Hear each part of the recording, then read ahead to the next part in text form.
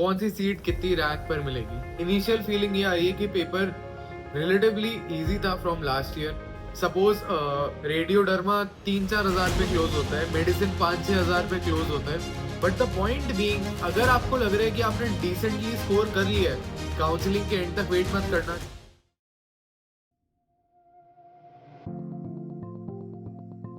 सबसे बड़ा क्वेश्चन सभी लोगों का इस टाइम पे यही है कि सर नीट पीजी का कट ऑफ कितना होगा, कौन सी सीट कितनी रैंक पर मिलेगी। See there are lot of factors that matter कि कट ऑफ कितना जाएगा या कौन सी सीट कितने पे मिलेगी। A few things are category, your state counselling का वो, ठीक है। और उसके बाद आता है डायनामिक, जो इस साल अभी इनिशियल फीलिंग ये आई है कि पेपर रिलेटिवली इजी था from last year. But again a lot of people have discuss this कि पेपर एक्चुअली में उन्हीं टॉपिक्स से आया है जो बार बार पूछे जाते हैं, इसलिए थोड़ा आसान लग रहा है। बट कहीं ना कहीं पेपर ट्रिकी था, ठीक है। बहुत सारे लोगों ने बहुत सारी सिली मिस्टेक्स डेफिनेटली करी हैं, बिकॉज कहीं ना कहीं ट्विस्ट था पेपर के अंदर। कहीं ना कहीं बहुत सारी चीजें ऐसी पूछी थी जो हमें लग रहा है कि हमें आती हैं, बट कहीं ना कहीं नहीं हो पा रही है, ठीक है। तो जैसे मैं अगर पिछले साल की बात करूं या पिछले से पिछले साल की बात करूं, पिछले साल क्योंकि पेपर थोड़ा इजी आया था रिलेटिव टू 2024-23, ठीक है।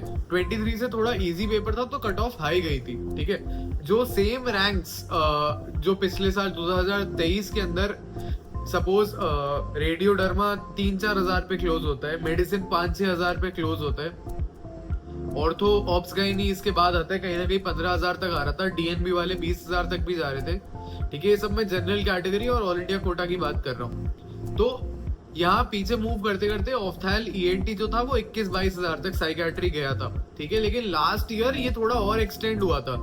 ऑफ्थैल का डीएनबी, ईएनटी का डीएनबी, एनेस्थीसिया का डीएनबी 33-34,000 तक भी गया था एंड में। जैसे बैंगलोर का मणिपाल है, ठीक है, उसमें जो डीएनबी एनेस्थीसिया वो 35-36 के रैंक तक क्लोज हुआ था।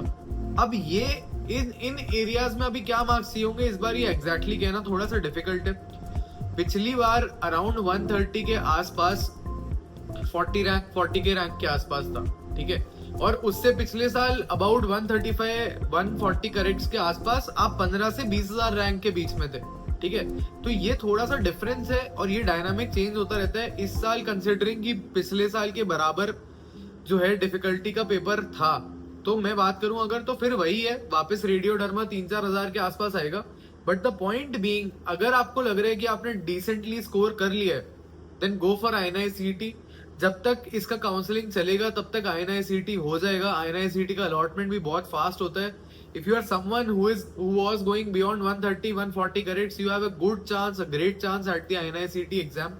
And if you are someone who is below 120 or 110 GTs के अंदर या नीट पीजी के रिकॉल के अंदर, please start preparing for NEET P26, क्योंकि इस साल अपने को फ्रिंज में ही कुछ मिलेगा या प्राइवेट में ही कुछ मिलेगा, ठीक है।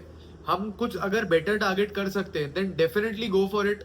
बट मैं एक चीज सबको स्पेसिफिकली बोलना चाहूंगा, काउंसलिंग के एंड तक वेट मत करना। जो 110-120 करेक्ट्स के आसपास है उसको फर्स्ट राउंड में कुछ अलॉट नहीं होने वाला है। Start preparing for 2026, start preparing for the INI-CET exam, fill out the Google form below so that we can talk, we can discuss कि हमारी तैयारी कैसी थी, हमारा पेपर कैसा हुआ और आगे क्या प्लान करना चाहिए। डू नॉट ब्लाइंडली सिट, क्योंकि 2 महीने बाद काउंसलिंग का शेड्यूल आएगा, 4-5 महीने ऐसे ही निकल जाएंगे, INI-CET हो जाएगा, उसके 1-2 महीने बाद कहीं जाके कुछ अलॉटमेंट होगा। It will take 4-5 months for people who will be around 110-120 corrects to get to college, ठीक है, अगर if at all they get to, ठीक है। तो don't waste much of your time, simply फटाफट गूगल फॉर्म को भर दो। नीचे वाले कॉल पे बात करते हैं, फिगर आउट करते हैं क्या कर सकते हैं। Don't forget to like, share and subscribe to the channel. All the very best. Thanks for watching.